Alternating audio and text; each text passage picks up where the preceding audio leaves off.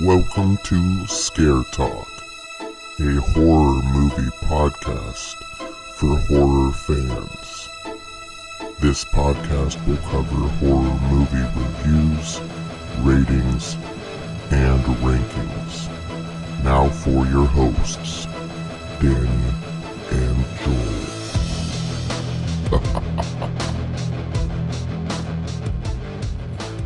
Joel. Okay. This is Scare Talk. I'm Danny, and I'm here with Jack-o'-lantern Joel. Oh, hey guys, what's up? Nice. Yeah. That's a good one. Oh, yeah. This is our first of the year Halloween episode. But we're not talking about Halloween the film. Halloween inspired, or Halloween season, we'll say, episode. Yeah. Because we're going to talk about a movie that takes place on Halloween that also has a sequel coming out that is a cult classic. One of the reasons why I wanted to do this podcast was this movie. I wanted to talk about... Oh, yeah. Nice. I mean, Halloween and this movie.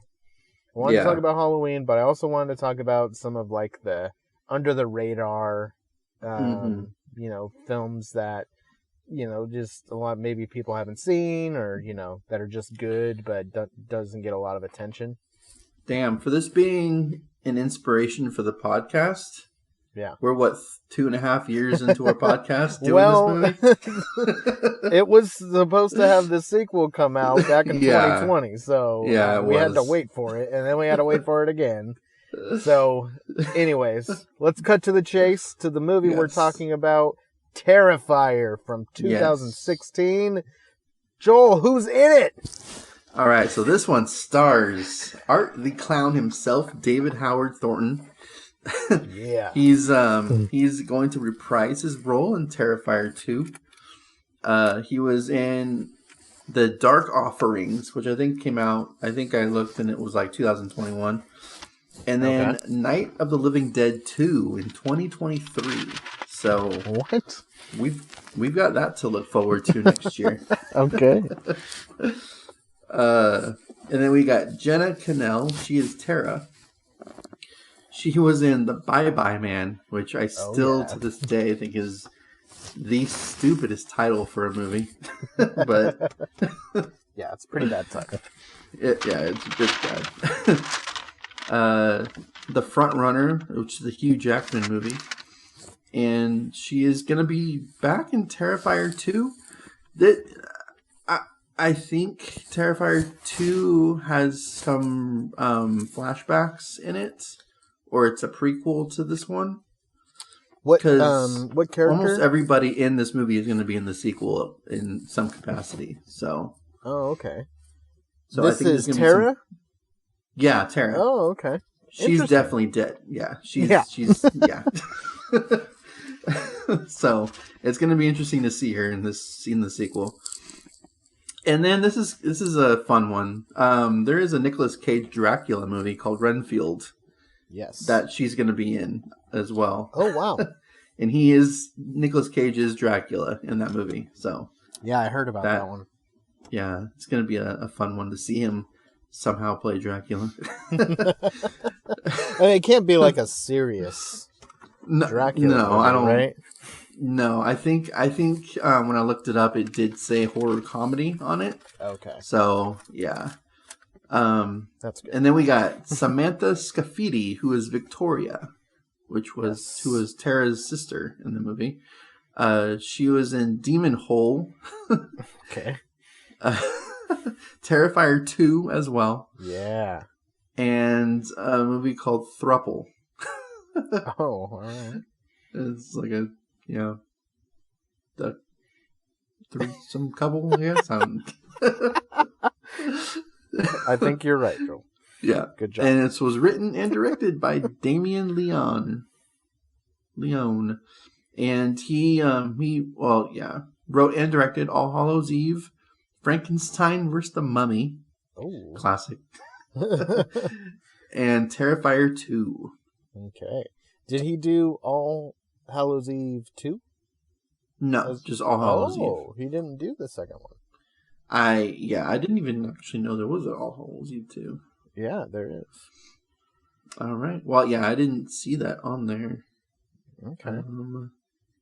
Yeah. So those are the movies that All right. when I did written and directed, when I did directed by, it's the same as written by. So Yeah. And he does the makeup effects too, which is pretty cool. Yeah. We learned that. He's got some special effects and makeup department effects. He did do the short for Terrifier. Okay. Which was before All Hallows Eve. So okay. 2011 was when that was out. So wow. but So yeah, he's been Art this the has been a Clown project for him for quite a while. he's been in his mind for over a decade. Yeah. Wow. All right.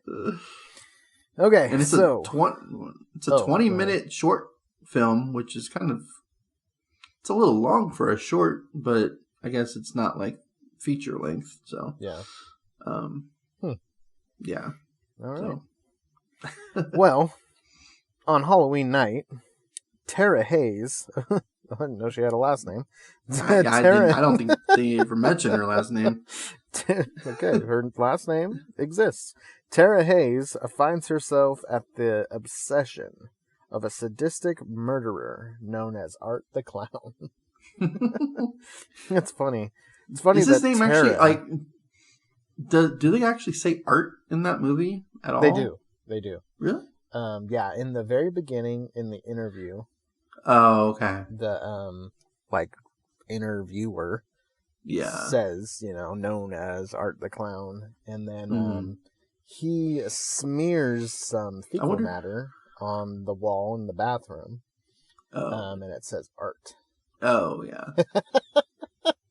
And that could have just been Art, It doesn't have to necessarily be his name. True. This is true. I mean, he's saying, look at my art. Yeah, exactly. Some good art. Oh, man. All right. So, like I said, this is this movie inspired me to talk with you about doing a podcast. It's just a movie that you just have to talk about. And the sequel is finally coming out. Mm-hmm. And so it is finally time to talk about it.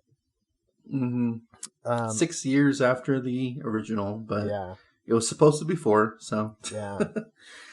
And they, it was supposed to be 2020. And so obviously they pushed it back because they weren't able to do everything that they had planned due to the pandemic. And I was expecting it to come out last year. But it didn't. And they've been working on it, though. It's not like they just kind of took a break and stopped, and then now they finally picked it back up. And so it's coming back out. I've been seeing posts from David and Damien and, all through the last couple of years, they've been working on stuff. So it's just, with that known, I'm really excited for the second one. And knowing that it's 2.5 hours.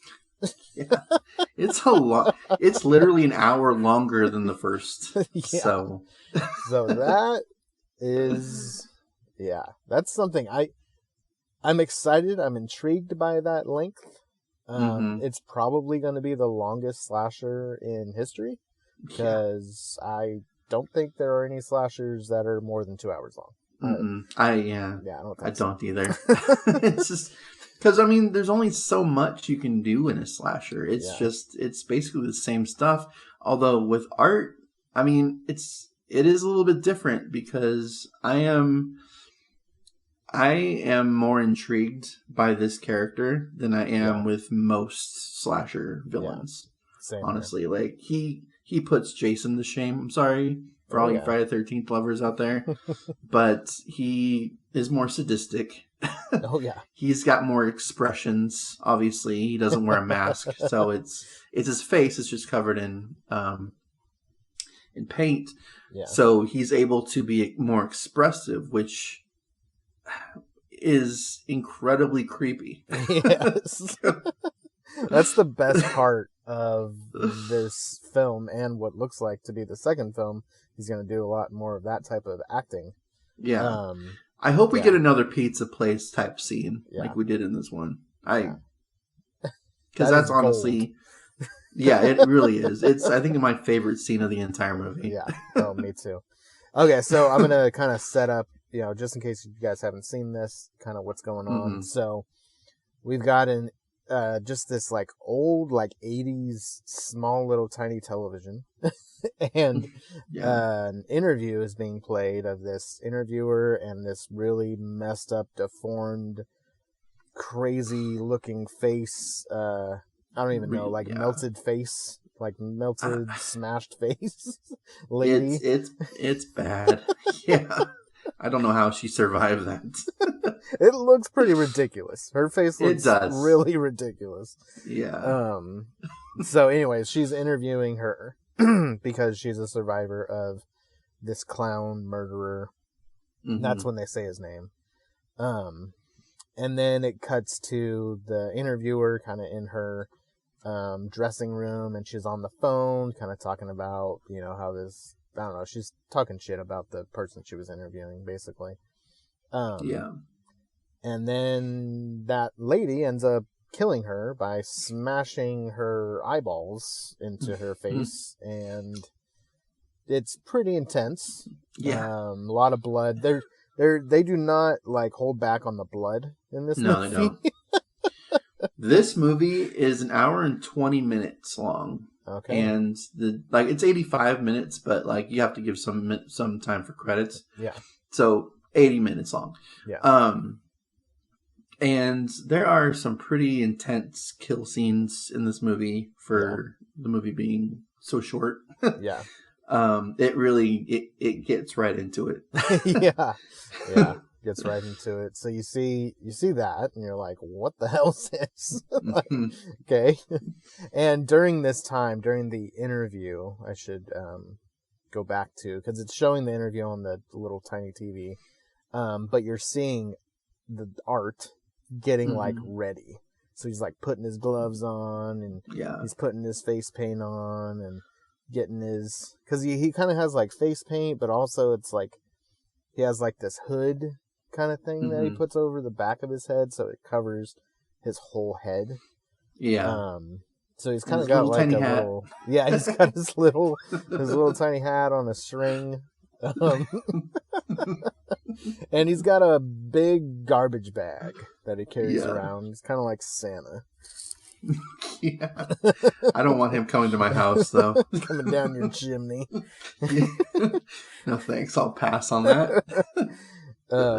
So he gets his bag together. He gets his big ass shoes on, and so while the interview is going, you're also kind of seeing him. It reminded me of Freddy, like, because in Nightmare on Elm Street they kind of show him like sharpening his blades and kind of getting his costume together a little bit. So it was kind of similar to the opening of Nightmare on Elm Street in that way. Yeah. Okay, and then that interviewer is killed, and then we go into the two initial main characters, Tara and Dawn. Yeah. And Dawn, it's Halloween night. They're dressed up in their costumes, and they're like leaving for the night. And Dawn is drunk, and the acting here is pretty bad. It's not great. Especially Dawn. I feel like Tara does pretty good throughout her whole time in the movie. I was going to say, I've seen this movie a couple of times now. And the first time I watched it, I thought the acting was really bad. Yeah. But I just watched it again today for the podcast. And I really didn't think it was that bad this time around. I don't know if I just expected the acting to be great the first time I watched it for some reason. Like, I watched it the first time on Netflix. I had never heard of this movie before. Yeah. So it's like, I don't know what to expect. Like, why do I expect the acting to be amazing? Like, I don't know why you would think that either. Yeah, but the acting was actually not that bad. But Dawn, she was the worst part of the movie. Yeah. I won't say anything bad about it because, I mean, it's just, but, you know, Tara actually did a pretty decent job with acting. Yeah. And art's amazing. Yeah. Oh, yeah. You really, like, it's all expression. Yeah. You don't have to, like, you can still be a bad actor and not have any lines. Like, but the fact that, you know, he really, like, draws you in just with his expressions alone. Yeah. Like, that's all you need. Yep.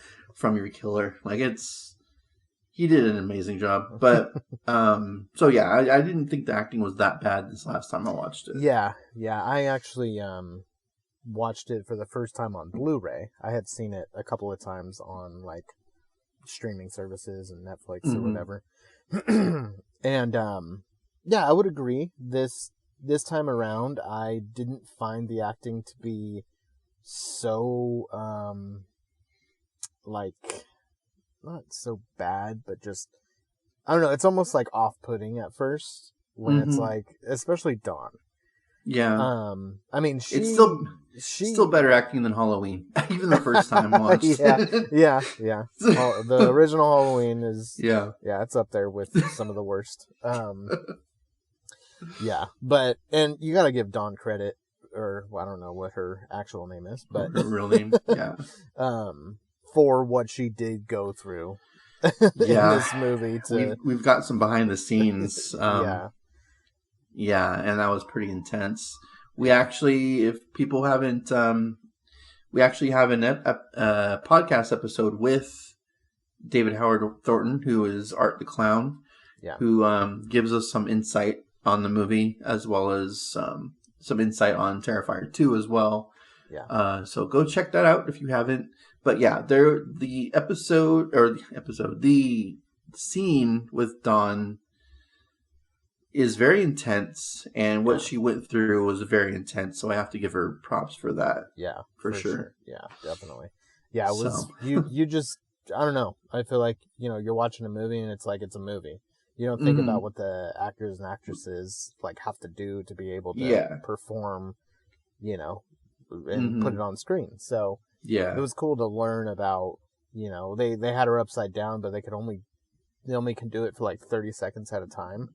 Because it's like blood dangerous. Yeah. So it's and so it's a real person doing that. It's not some like prop doll. I mean, they did end up using one after a while.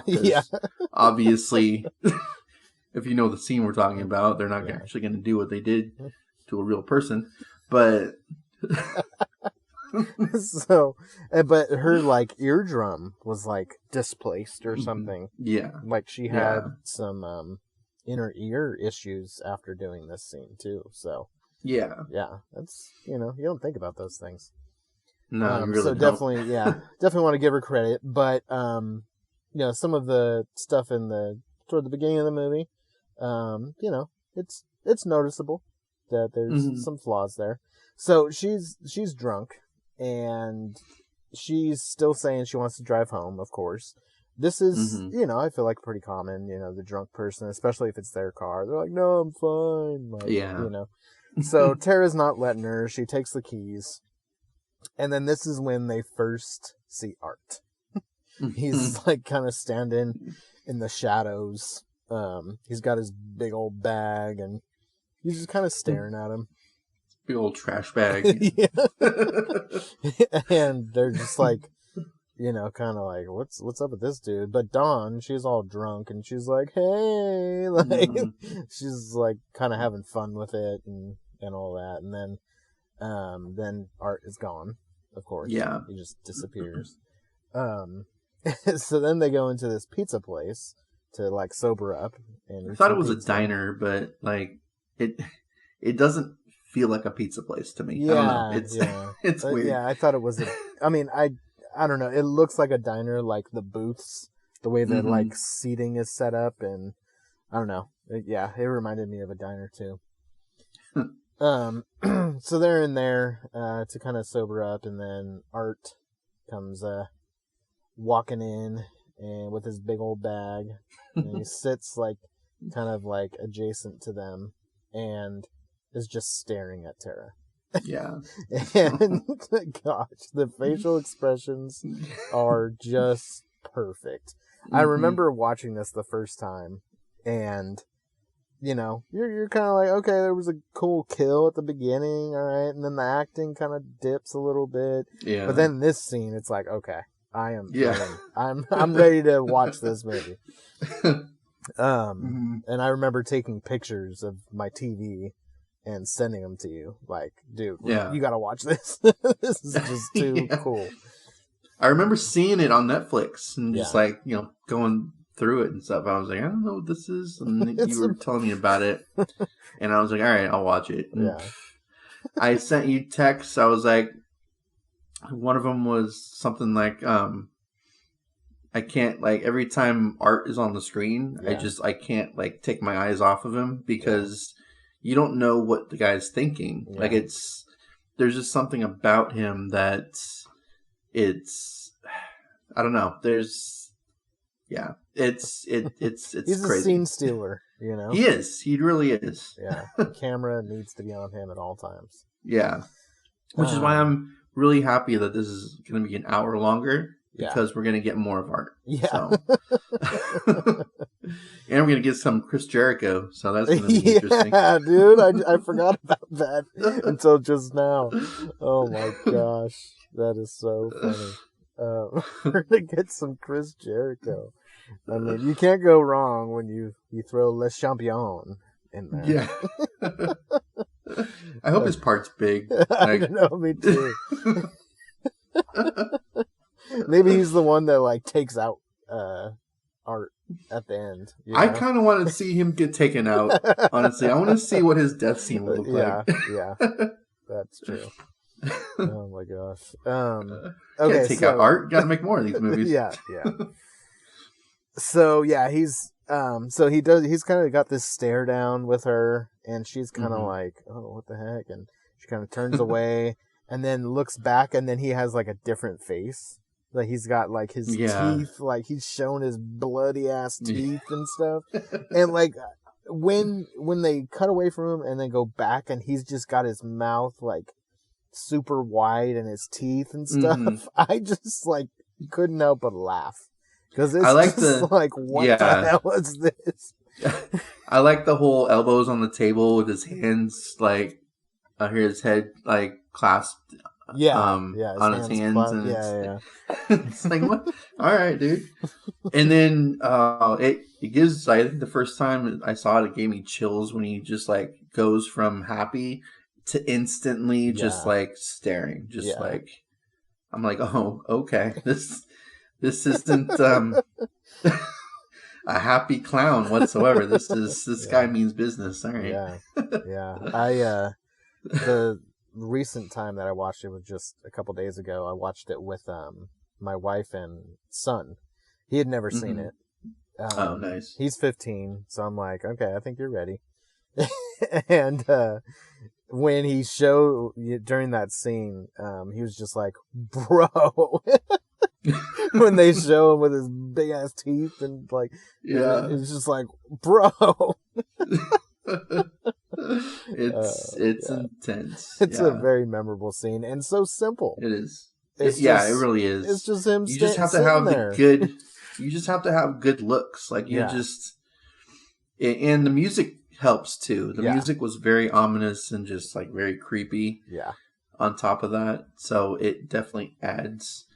And I'm sure this is something that women go through a lot. Just like being stared at, like from just like creepy people. So it kind of, I don't know, it makes it more realistic to people. Not being stared at by like a clown in a pizza place, but it is Halloween, so maybe. Yeah. And Tara is like right off the bat, like not comfortable with this guy. But Dawn, she's all drunk and she is just all about it. She goes over there and like sits on his lap. Oh man, I really thought something was going to happen there. And then Art goes to this little machine, like almost like a gumball machine type of thing where you can get like a prize, You put a quarter in and he turns a little dial and gets his thing, and it's a ring. Yeah. So he goes over and is like showing it to Tara, all happy, like, "Hey, let me put this ring on your finger." Yeah. And Don's like, "Oh, that's so sweet." yeah. What's great is he doesn't talk the whole movie. It's all his facial expressions and his body language. Even when he gets hurt, which I think is a little weird, like you see the expression of he's in pain, Yeah. but like nothing comes out. Like, oh, okay, is this guy just can't talk at all, or he's a mute? He has no like voice box. Yeah. Yeah, when he gets like hurt, he just like opens his mouth like he's screaming. Yeah. And his like face, but nothing comes Just out. nothing comes out. And there's times when he's laughing too, like, and just Yeah. nothing comes out, but it looks like he's laughing. It's so good. Definitely an original idea to do with a clown. I have not seen another film with a mute clown, like kind of like a mime almost. But, it's basically a mime. Yeah, he's definitely a mime clown, but yeah, his acting is like a mime. I want to know what he does the other 364 days of the year. Is he just like an accountant or something? Or he just Yeah, I don't know, but so yeah, and then the pizza guy, well, he goes to the bathroom. Art goes to the bathroom, and the like pizza guy, the manager, I guess, of the place, goes in there and like tosses him out the restaurant, and then you find out that he kind of made a mess of the bathroom. Yeah. And like the other dude's like cleaning the bathroom, and there's just shit everywhere, all over the walls. So it's like, what? Why? Oh my gosh. Yeah. Oh, man. It's funny when he's like pushing him out of the restaurant, like Art's face is like, what did I do? Like, yeah, I know. He's looking like, what's going on? That wasn't me. What are you talking about? What's the problem? So yeah, and then eventually they get back out to their car. The tire is flat. Someone slashed it. Obviously, it's Art. And so then Tara calls her sister to come pick them up, and but she needs to use the bathroom. She needs to pee. So of course she goes, into this like it looks like an abandoned building. Abandoned. Yeah. But apparently it's not. And this dude, this like bug exterminator dude, is kind of like bombing the building to get the rats. As one does at midnight. Yeah, midnight on Halloween. Like on Halloween, yeah, why not? It's pretty normal.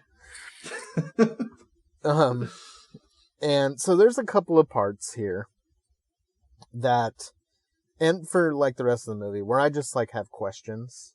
Like, what is this place?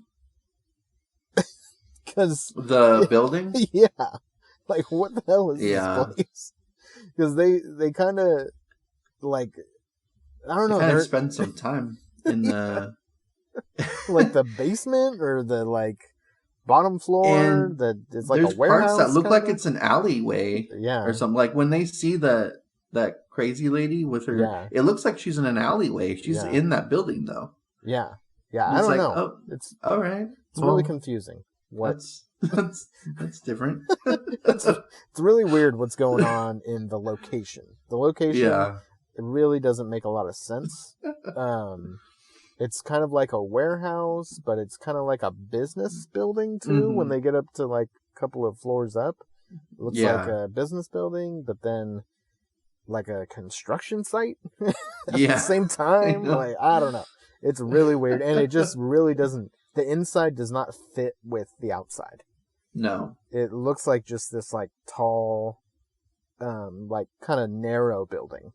But when you get inside, it's like huge. At least in the different areas that they end up running around. Like there's like cars and like a parking garage or something. It doesn't look like it's inside a building. It looks like it's no. It is a really weird building. that they do spend the rest of the movie in, I think.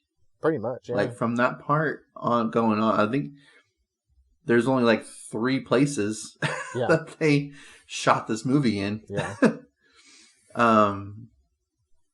Unless they use a bunch of different places and just said it was that building. Yeah. But I think they just found some rundown construction sites or just random places where they could shoot their movie for free. Yeah. that's kind of what I think. Probably. It is a low budget movie, which, I mean, which they spent their budget basically on the gore effects, for sure, which is all you need in a, like, if it's your first movie that you're doing with, I mean, there's All Hallows Eve also, but that's, I think, even lower budget movie. But yeah, I don't think I ever actually watched that movie. I've seen some of it. Yeah. But yeah, it was so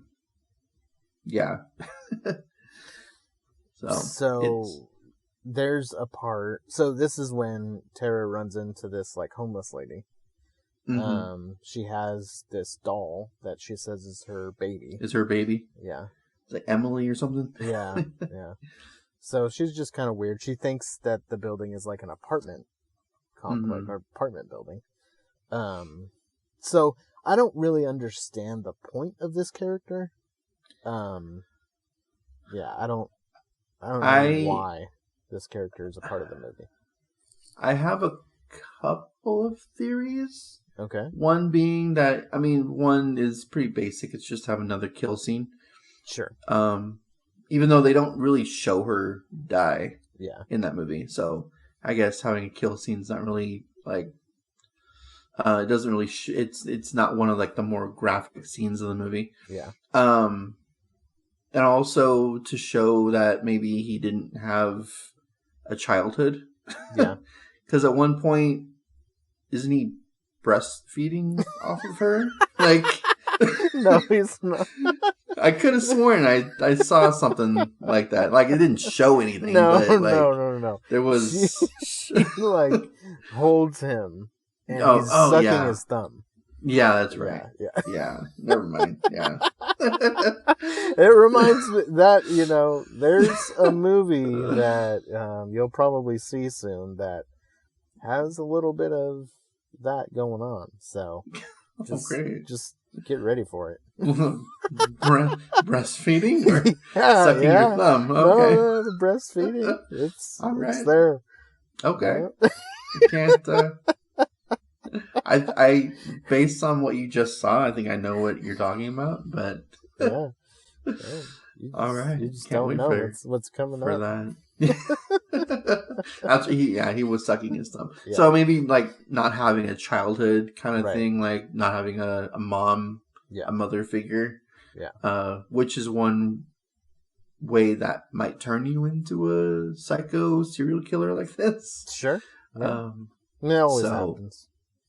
Yeah, it always stems from bad childhoods. Yeah, usually. Okay, so the rest of the movie. So actually, we'll do a couple more quick things. So, Tara. Well, no. First, Dawn gets taken. Dawn is in the car and she's hearing this like breaking news report. I have questions about this too, by the way. So it's a breaking news report about there's been a murder, and because he ends up, I skipped that part. He ends up killing both the pizza people, which was awesome as well. Good kill scene there. And so then she hears this news report, and so then she's like, "Oh my gosh!" Like she thinks Tara gets in the car.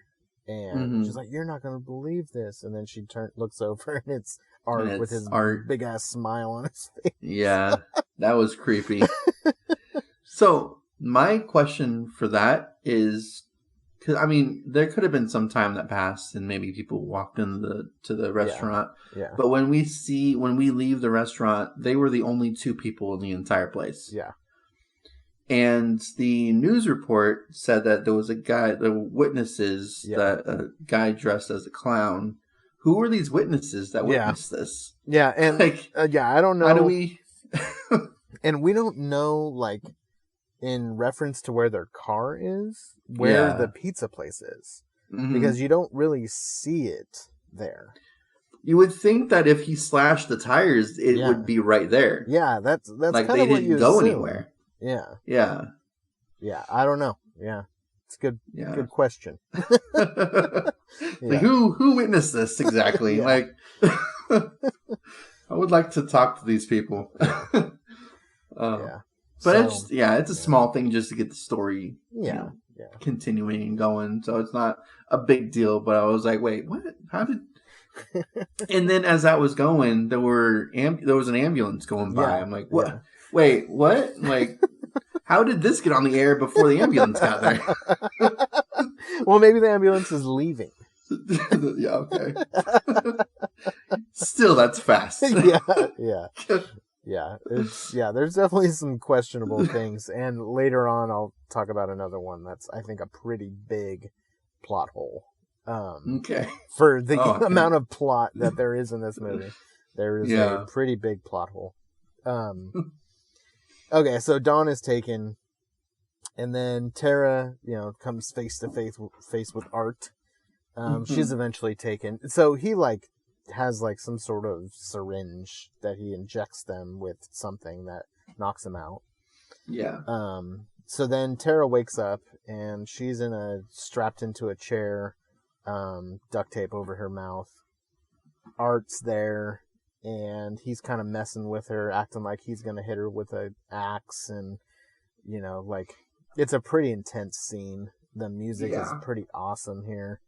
And so then, but he doesn't kill her. Instead, he walks over to this sheet that he has set up, and he does kind of his little da da da da, and pulls the sheet, and it's Dawn hanging upside down, and she's topless, and she's basically naked except for underwear. And he proceeds to saw her, from the groin to the middle of her head. Yeah. It was intense. And the screaming, you hear Tara screaming. The length of the scene, I think, is what really does it. Because it's a slower kill. And he starts there and he goes all the way to the head area. So it's a hand it's a handsaw. Yeah. So it takes a while to get through everything. So it's an intense scene. Yeah. For sure. Yeah, and it cuts over to Tara screaming, and then it goes back to Art, and he's just having a blast. Sawing back and forth and blood spraying everywhere, and it's rough. And according to David, there's going to be another scene like that, except it's going to be 20 minutes long or 17 minutes long. Or something I think he said 15 to 20 minutes. Yeah, I'm like, oh, okay. That's why the movie is 2.5 hours long. Yeah, he didn't say it was going to be like that, in that fashion. Yeah, but it's going to be a scene like that, though. Yeah, it's going to be it's going to be a memorable scene. Yes, like that. So that's going to be interesting. To see.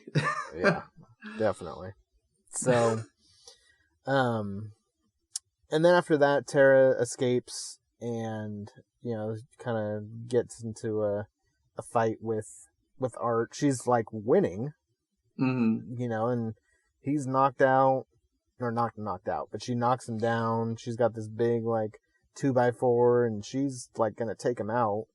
Yeah. And then Art decides to cheat, and pulls out a gun and shoots her. I don't like the gun being used in slashers. Yeah. It's not I don't know.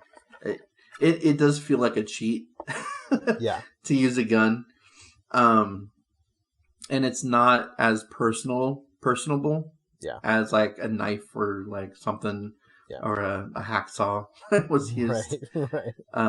Just like shooting somebody, but he does go kind of crazy on it. Like he even reloads at one point. Like it's that's a good part too, because he shoots her.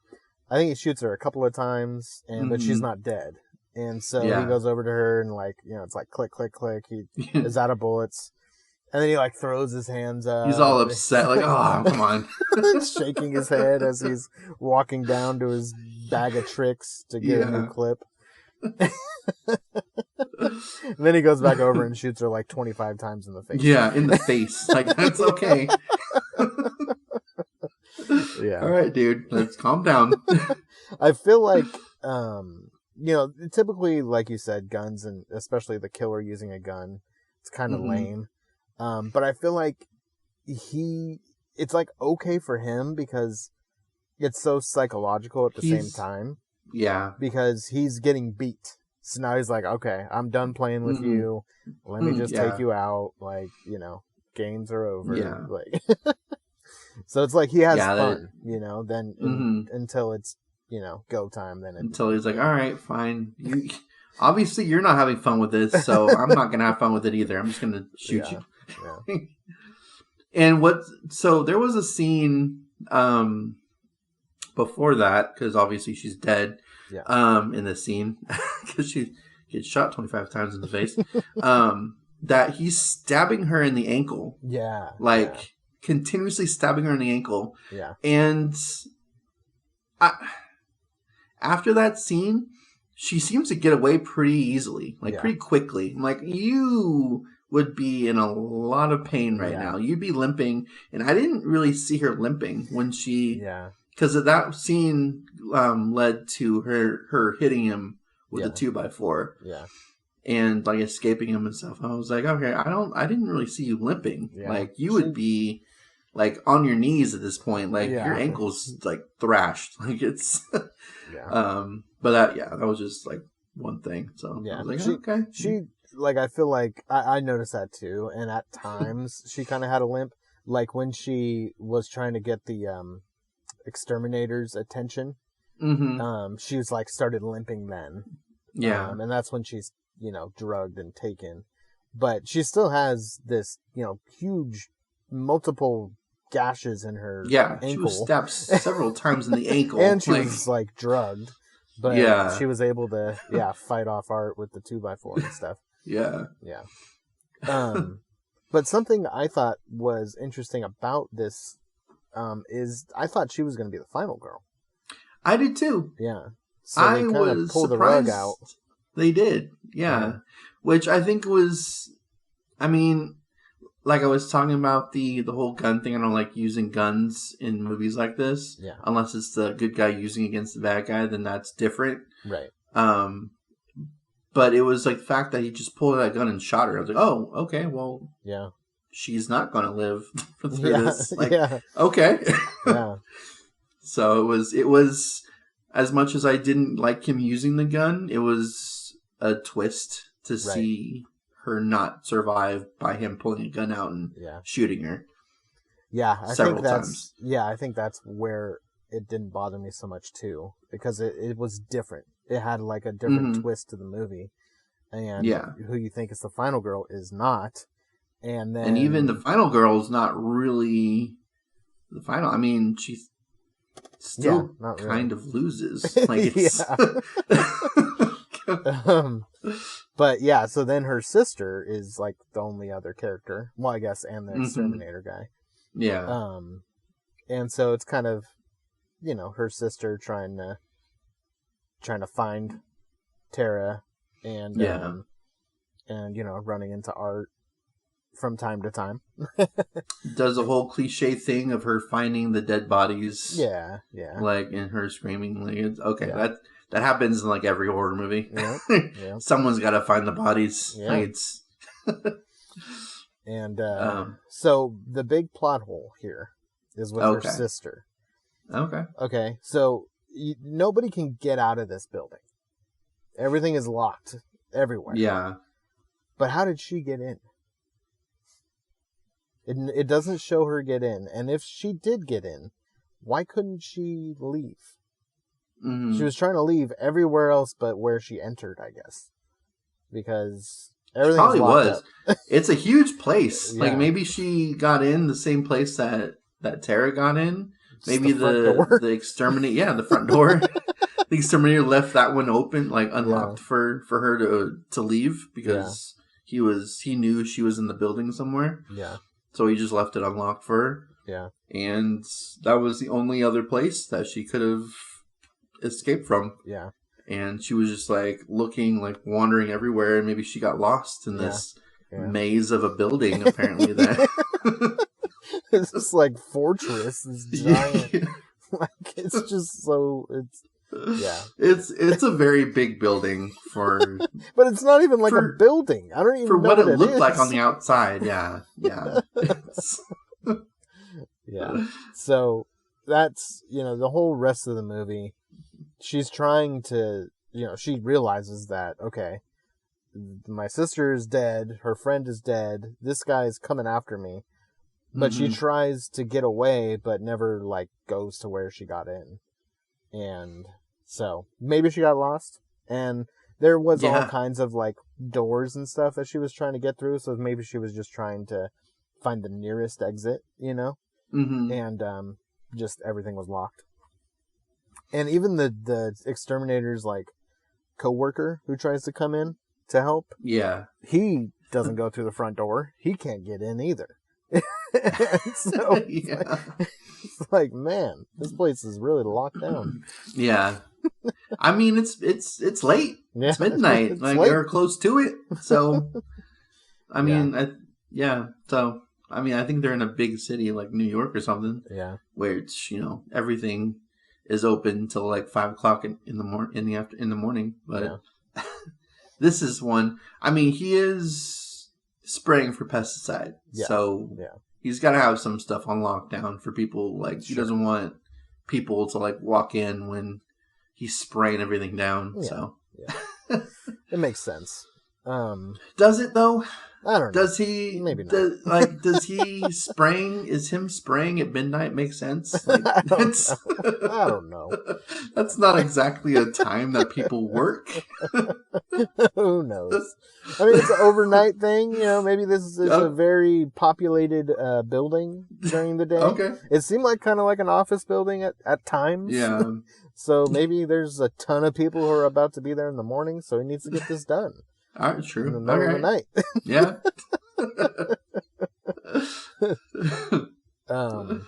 So then there's another part where Art finds, we were talking about when he finds not old lady, but homeless lady. Mm-hmm. And, she's holding him. He's sucking his thumb, and he took her baby, her doll. Yeah. And, so she's really upset about that. And that seems just kind of weird. And then later What's her on, baby? I mean, to us it's a doll, but to her, because she might be a little crazy. Maybe. To her, maybe it is a real baby. Yeah. She just, maybe something happened to her actual child, and she's got some PTSD about it, and she just thinks that this one's hers too. So him taking it, I'd be a little upset if I was, under that. If I was crazy like that. Yeah, so she's trying to get it back and ends up holding him, and he's sucking his thumb. Mm-hmm. And then later on, Victoria, I think is her name, the sister. Yeah, Victoria.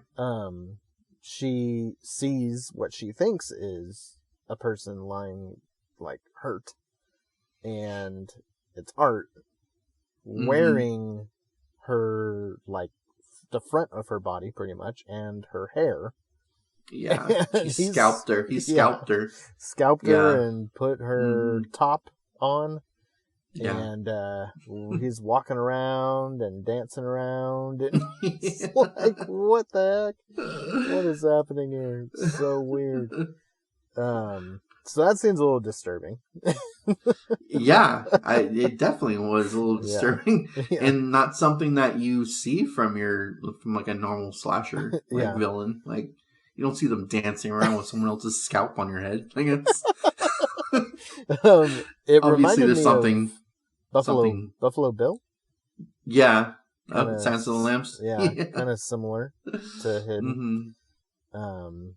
So yeah, that was interesting. Yeah. And Yeah. but then like she's kind of like getting away, so he goes back to his regular outfit later on. Mm-hmm. Yeah. And at one point he's riding around in a tricycle. Yes, as a mime clown would, right? And he's just, he knows there's nowhere that she can go, and Yeah. he's like, I'm just gonna take a little ride, and he just rides in circles. He's having fun. Like that's See, that's what I love about this is that no matter what happened throughout the movie, he's gotten hurt a couple of times at this point. Yeah. He's having fun the entire time, yeah. which is which adds to the sadistic part of the character. Right. The fact that he can just do all this stuff. He can hacksaw a woman in half.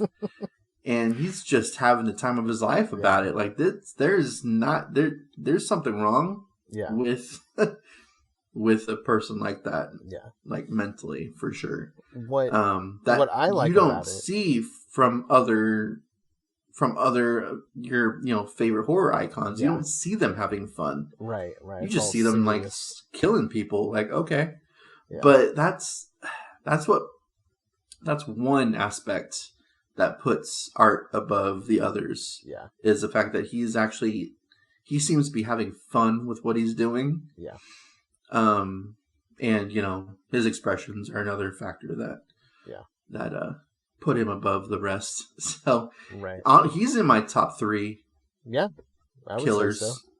For sure. Like maybe even top 2. I don't know. Maybe Freddy. I don't know. Him and Freddy are like they both hand have in fun. hand. They do, yeah. So what I like about those little pieces of the movie is it's kind of like it's different. You don't, like you said, you don't see the slasher villains doing things like this. He's riding a tricycle, but it's also a little bit of comedy for the audience. Yeah, because most of this movie it's just like this cat and mouse kind of. I'm gonna run over here and hide, and then Art's gonna kind of walk around to find me, and then I'm gonna we're gonna get in a little bit of a fight, and then I'm gonna get away, and it's just kind of the same thing over and over. But then he randomly rides a tricycle, so then it's like, what? It's so random. Or his facial expressions will make you laugh, but it's more of a disturbed laugh. Yeah, I think if anything, it's like it's not really like, oh, that was really funny. It was like, it's funny, but you're demented. Like it's it's funny because it's unexpected. Yeah, and just really random. Like there's another part. So he's riding the tricycle a little bit, and what was funny was David told us that he crashed in the in the tricycle scene, and that wasn't something he was supposed to do.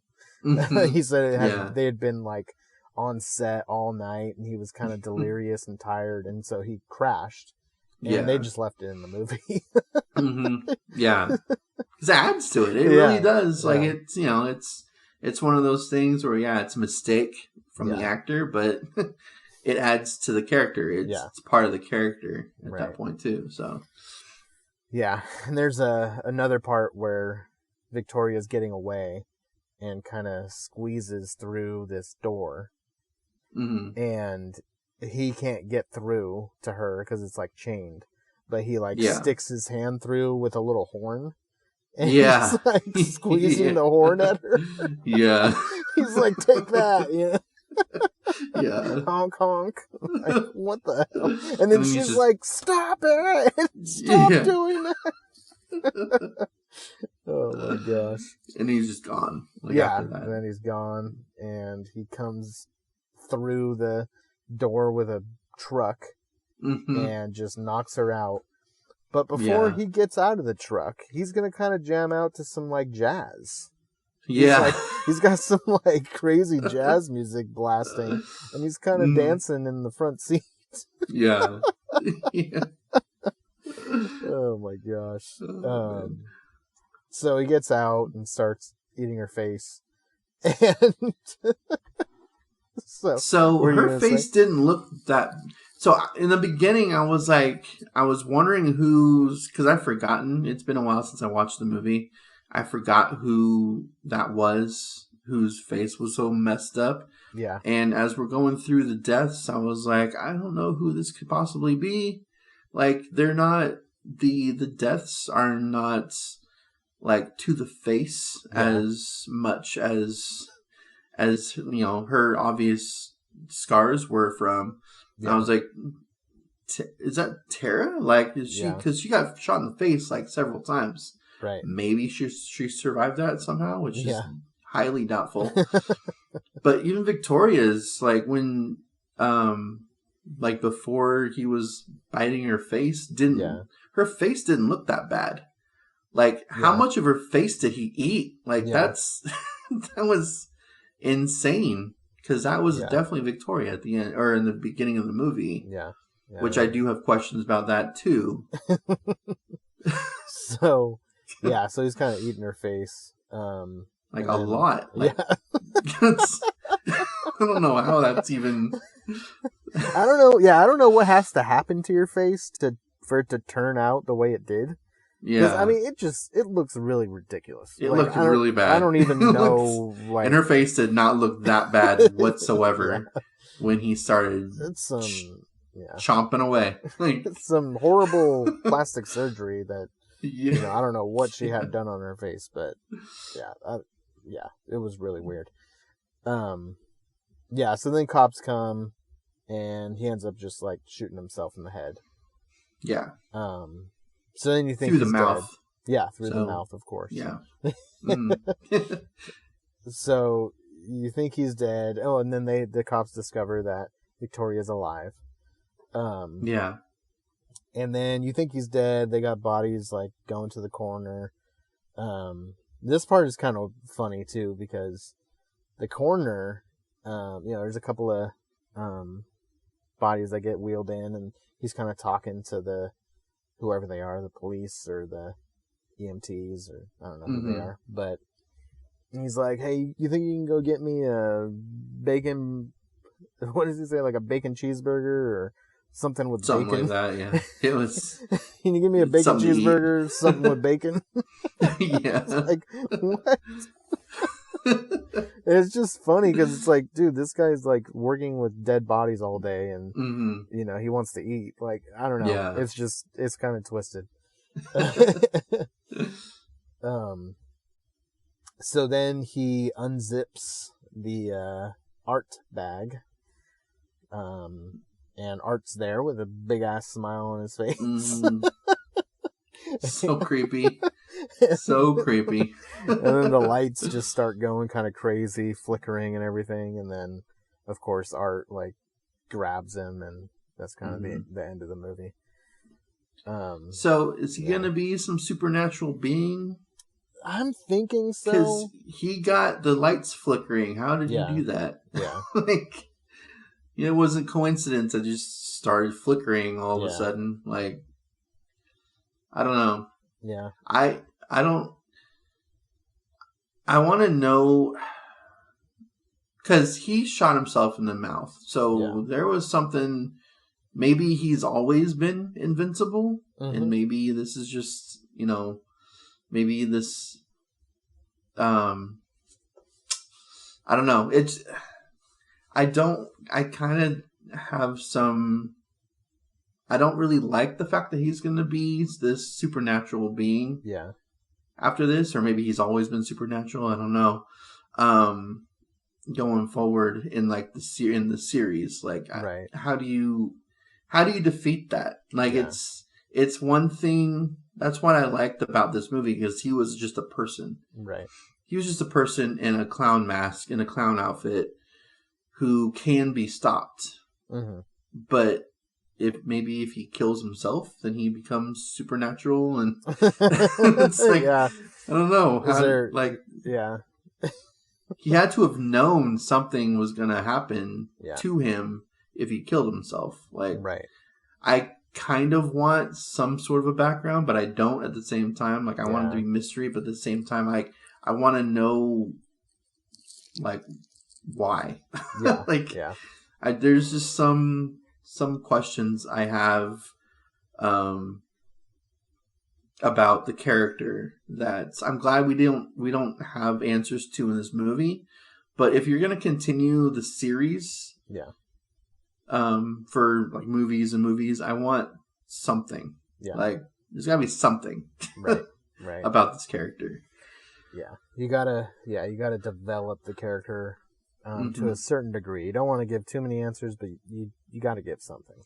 Yeah. Especially the fact that he killed himself very like clearly and is not dead.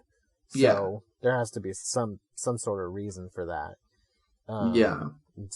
Something to explain that. So we'll see. The way I kind of took it was he was about to be arrested. And so he's like, well, I'm just going to like do this so then they don't take me away because I know I'm not going to die. So I'll get put into a bag and then I can escape. You know? So, I mean, maybe that was his thinking. That's why I was thinking maybe he was always supernatural. We just didn't know it until the very end of the movie. Right. But like, how did he become supernatural? Right. Like, but I don't want to see him without makeup. So it's like, I want to know these things, but you'd have to see the real person in order to get the answers, I feel like, to some of these questions. Yeah. It's not just like, you're invincible, you're supernatural, now you're a clown on Halloween. Like, it doesn't work that way. I hope they don't do something dumb like Pennywise or something stupid like what they did with him. He's an alien from another planet. Yeah. I hope that's not what Art is. Yeah. No, as far as this movie goes, he's always just been a clown, so he doesn't transform into your deepest fears. Yeah. Or a spider. Or a spider, yeah. So my question with Victoria, from the beginning of the movie, how, like, why, like, what did her getting her face eaten, do for her to become this crazy killer all of a sudden? Yeah, I don't know. What? Maybe what was that? Was it like his saliva got into her and now? He put his spell on her and turned her evil. And now she's also an Art the Clown. Yeah, it'll be interesting. She's in the movie, the new one, and they show her in the trailer, a little glimpse of her. Yeah. And it'll be. I'm curious how they're going to use her and what her role is going to be. Well, Tara is also in it, so I'm hoping there's some sort of like a. I don't know what. Well, no, because that wouldn't really make sense, because this would happen. Any sort of flashback between her and her sister would be way before this night, so that doesn't make sense as to why Tara and Dawn would also be in this movie, even if as flashbacks. Yeah. Because Dawn's definitely dead. Like, maybe Tara, but there's no coming back from that. But even her, the actress, is going to be in Terrifier 2 also. Dawn is? So it's like, Dawn. Oh, okay. Yeah. Yeah. So she's going to have flashbacks. There's got to be flashbacks. Yeah. So I'm like, I'm hoping that the flashbacks serve the story and not just serve the time, like serve the 2.5 hour runtime for this movie. Right. And it's actually like purposeful why they're in it. And because they're both dead. Yeah. There's like Victoria, maybe she can have some flashbacks as to some scenes that night that we didn't see. Even though we kind of focused on her the entire time when she got to where, she was supposed to meet Tara at. But yeah, I am very curious as to how they're gonna use her and the other two from this movie. Well, in that movie. So. It looks like they're going to use Victoria in a more like current like timeline, because it showed her in the trailer with a screwed up face. Yeah. So, unless there's a flashback to her like at this asylum or wherever she was at when she was healing. They might show kind of what she was doing there. I don't know.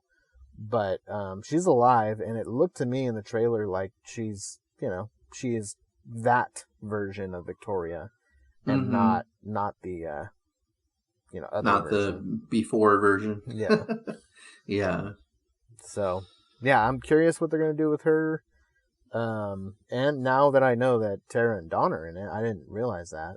That might just mentioned be on IMDb. That might just be for fan service at the same time. Might just be like, oh, cool, like they're in this one, just like for a brief moment, some sort of flashback thing. So maybe some sort of they're related to the new characters, or maybe they know them or something. So that's how they they think about like, oh, that was my friend, maybe, or maybe Chris Jericho is Don's dad. Hey, they got like similar hair color, so it's like Chris Jericho's revenge. Like, yeah, exactly. he's like Dennis Hopper and Texas Chainsaw Texas 2. 2. Yeah. Yeah.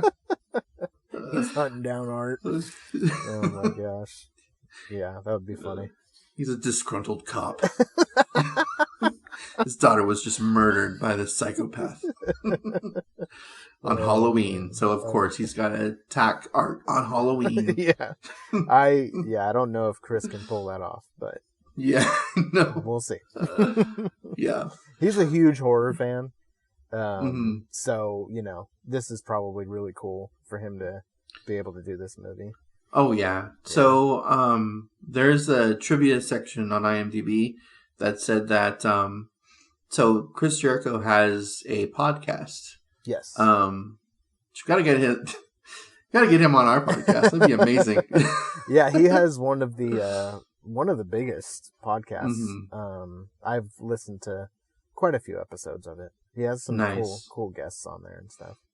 And he actually mentioned that he has a role in this movie with guest Corey Taylor. So okay, yeah. I'm gonna have to go check that out. That episode. Yeah. He talks. At least I don't know how brief he talks about it, but he does mention Terrifier 2. Okay. In that podcast. I'm gonna get that downloaded pronto. Definitely want to hear that. They're two of my favorite people. Yeah. Yeah, they're both awesome. Yeah. And they mentioned Terrifier 2, so that's maybe Corey Taylor was a Terrifier fan. Oh yeah. Because how does that get just mentioned? How does that get brought up? Yeah. Well, and he's been in a few horror films. Corey Taylor, and he's the singer of Slipknot. I mean, how can you not be a horror fan if you're if you're wearing those outfits all the time? So yeah, he's a huge horror fan too. Yeah. So I'm definitely looking forward to this. It comes out October 6th, I believe, is the first day that it's out. I will be seeing it on the 7th. I'm gonna be at Aftershock that weekend, the 6th. Oh yeah, that's the weekend of that. All right. Yeah. So man, that's a crazy weekend. What ends up working out pretty good is the 7th, which is a Friday. There's a showing at 10:20, which is what I'm going to be going to, and I'll probably just miss Kiss that night. Yeah. So I don't really care to see Kiss. Yeah, I mean it'd be cool to just see them, just be like, yeah, I saw Kiss in concert, but it's like there's a couple of songs of theirs that I like, but it's like, it's all right. It's it's one of those 70s bands that I'm just like, okay, not ever seeing. Yeah, but just Kiss saying you saw them is cool. Yeah. So Yeah. Well, Kiss. I mean, in that case, Kiss is like maybe one in a lifetime opportunity at this point, because I doubt they're gonna come back to. Oh, they always say that they're done, and then they end up coming back. This is their farewell tour, like number 5 or something. Oh, okay. But yeah, no, I mean, you know, Detroit Rock City, Rock and Roll All Night, Love Gun. There's a few songs that are cool. But I mean, Terrifier 2 is only going to be in theaters once, for a few days. Like, that's True. a once in a lifetime kind of deal as well. That is true. And I'd much rather watch Terrifier 2 than listen to like 10 Kiss songs or something, you know? Yeah. So I'm going to have to leave a little early. I might get a little bit of Kiss because I doubt they'll go on like any later than like 9 o'clock. So yeah, might get a little bit of Kiss action, but at least half of it if you leave it like 9:45 or something. Yeah. But so yeah, so it should be fun. I'm looking forward to checking it out, and you know, then when it eventually gets to streaming and stuff, I'll probably watch it again, and we'll do the episode on it. Yes, can't wait for that. Yeah, it's been getting a lot of good reviews too. It's already been at I think it was called Fright Fest in the UK. Okay. And it's gotten a lot of good reviews. Damien and David are posting on their Instagram all these different people's reviews and stuff, and some of it is spoilers. There's some reviews on YouTube that are spoilers, so don't watch those until you've seen it. I know Cody Leach said that he's going to be seeing it early. I don't think he's even reviewed the first one, which I don't think he has either. Yeah, I haven't seen that episode. He needs to get on that. Yeah, 7.8 according to 79 people on IMDb. So that's it's pretty solid. That's pretty good. Yeah. First one got has a 5.6. So yeah. So I'll take a 7.8. Yeah. That score is gonna drop immensely when it actually comes out to the. Yeah. Probably. But hopefully it'll still stay. I'm hoping it'll still stay like about a 6.5. Yeah. Yeah. That's a good score for like a cult type of movie. You know. It's not for everybody. It's like a niche type of movie. So it would make sense for it to be in that range. I'm probably more curious and like anticipating this movie more than like Halloween Ends. Oh, really? Yeah. Okay. I am, because with Halloween, I feel like you're kind of limited. Because of the just popularity of it, you know, you want to get people to see it who aren't maybe huge horror fans. You kind of want to appeal to the mainstream audience while trying to service the Halloween fans. So there's a little bit of a limitation there with how far you can go. You kind of have to be safe to a certain degree with Halloween Ends. But with Terrifier 2, I mean, nothing is off limits. It's like, I don't know what I'm walking into with that. I know with Halloween Ends, it's, you know, I can kind of assume certain things. But yeah, with Terrifier, I just don't know. No idea what to expect. Yeah. So that's kind of why I'm a little more excited about it, I think. So if this was the second Halloween movie, then I would probably be more excited about Terrifier 2. But because it's the conclusion of this like trilogy or quadrilogy for including the first movie, it kind of like adds something more to it that I'm actually I'm excited about. I am definitely excited about this movie coming out for sure. Yeah. Maybe just as much, but probably not more than Halloween Ends. See, for me, I'm the opposite. I was looking more forward to the Halloween Kills than I am to Ends, because that second movie, I feel like you can you can take it in a certain direction that Yeah. might be unexpected. But now that we're at an end, I feel like you can't do anything crazy. You know? I mean, you can. You can, but I just don't see them doing that. If they Yeah. do something crazy, then I'll be corrected and I'll be applauding them for that. But I just don't see it happening. Yeah. So, Yeah. I'm prepared to be kind of disappointed with Halloween Ends. Just, I don't know. I'm not really, really confident that they're gonna end it. They're gonna land it. Yeah, that they're gonna or do something different. Like I don't think it's gonna be anything interesting, really. Yeah. I mean, one of them's gonna die. Okay. Maybe they're both gonna die. You know, yeah, you know? Or they're both like one of them's gonna die, both of them's gonna die. Like it's just, I don't know. I just hope the movie has a good, dark, creepy atmosphere to it. That's what I really want from Halloween Ends. If they can do that, then however they end it, it's whatever. I'm more curious about the build up to the end. Yeah. With Terrifier, I'm just curious about the whole thing. I mean, how are they going to do any of this? You know, like what are we getting into here? Especially with 2.5 hours. We're getting an hour more of art than we did with this movie. Yeah, it's pretty crazy to think about. Yeah. And a 15-minute kill scene, apparently. Yeah, 15 to 20-minute kill scene, which takes care of that, extra 15, 20 minutes that the movie is from a 2-hour movie. And when he mentioned that, when he said that, I was a little worried. Yeah. Because that's a long scene for a kill scene. Like that is incredibly drawn out. Yeah. To the point where I'm like, I hope this is going to be worth it. Yeah. Yeah. And not just something just to shock and awe people. Like it's got to actually serve yes, the scene with the hacksaw was a shock and awe moment.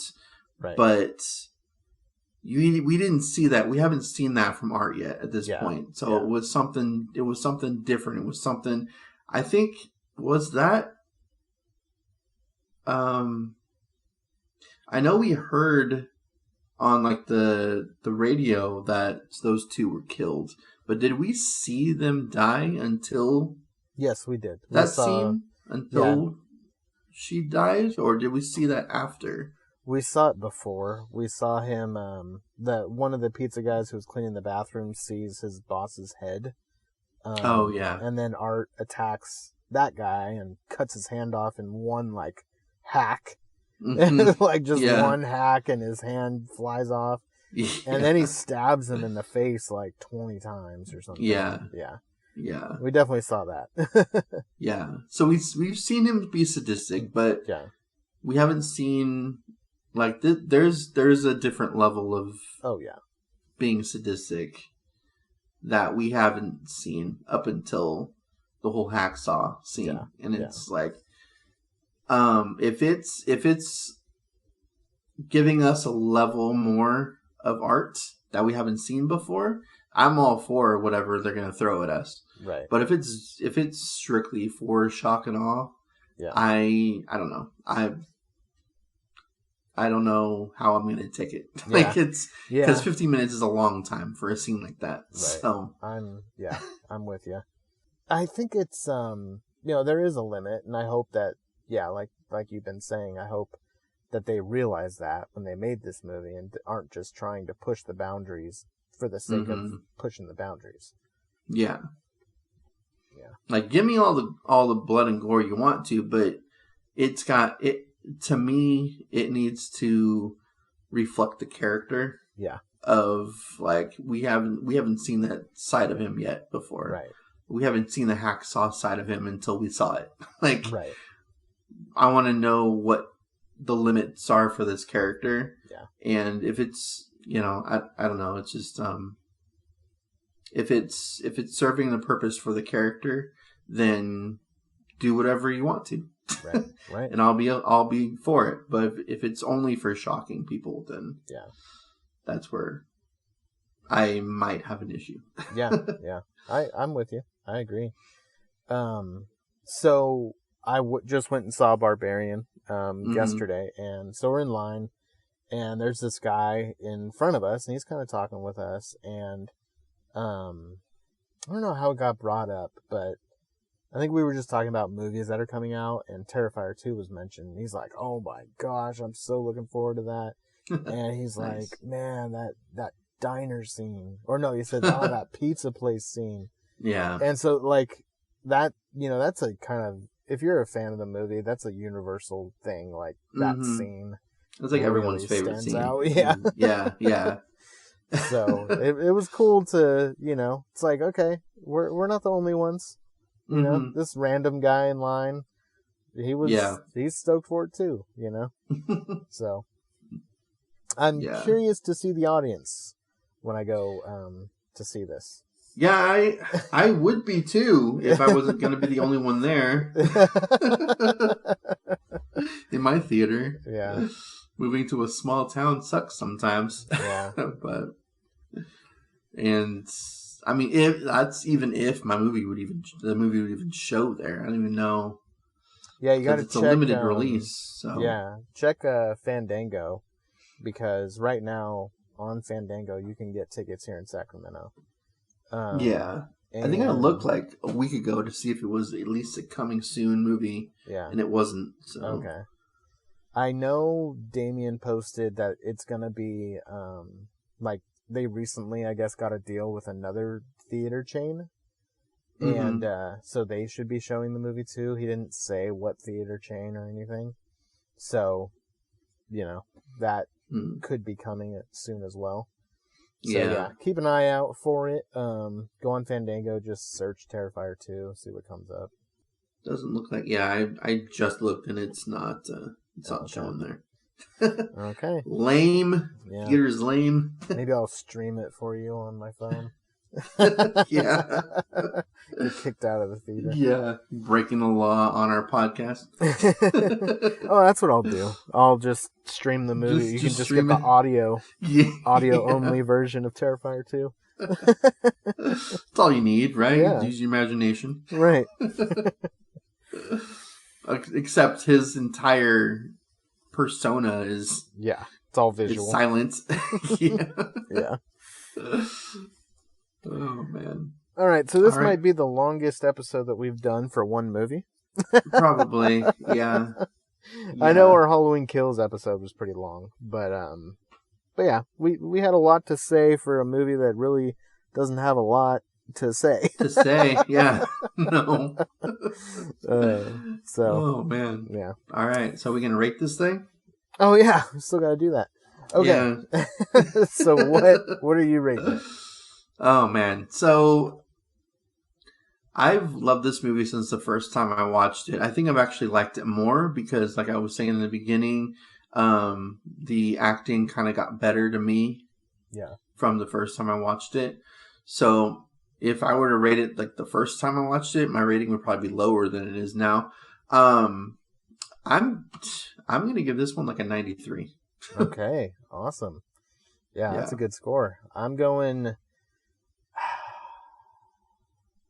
96. No. 96? No, hold on. Oh, you hold on. Can't hold go on. 96. 94. 94. Because your favorite horror movie is 95. Yeah, so I know. I'm starting to regret that. We did that one a long time ago. We did, yeah. I don't think I'm ever going to watch a movie I like more than Halloween, but it's possible. I mean, you should have got like a 98. At least give yourself some leeway. Yeah, a little bit more room. I need a little more room. Yeah. Yeah. Oh, well. I'm sure I know I've rated movies higher and lower that I liked more than another. So yeah, you still got that 100 though for Haunting of Hill House. Yeah, Haunting of Hill House is a perfect score for me. Honestly, I'm still not upset about that. Yeah, that's your only 100, I think, right? It is. Yeah. There's not been one that's even gotten to like 98, 99, I don't think. Yeah. So, perfect score. And that was a show. Like, Yeah. that's a lot of time going into Yeah. going into that. So, all right. Well, that's it. Check out Terrifier 2. Check out our episode on that when it is released. yes. And have a great Halloween season if you're listening to this closer to the holiday. And yeah, that's it. This has been our episode on Terrifier from 2016. And this has been Scare Talk. Sleep tight. Don't let art